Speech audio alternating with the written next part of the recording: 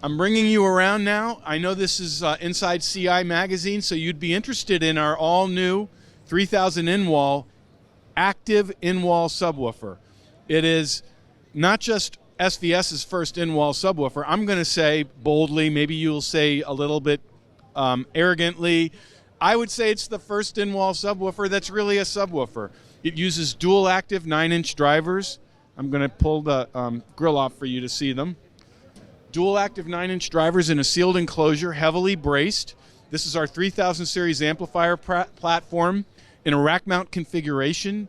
If you're familiar with SVS, you know the 3000 series amplifier is 800 watts of continuous power, more than 2,500 watts of peak power, using very sophisticated 50 megahertz analog devices, DSP.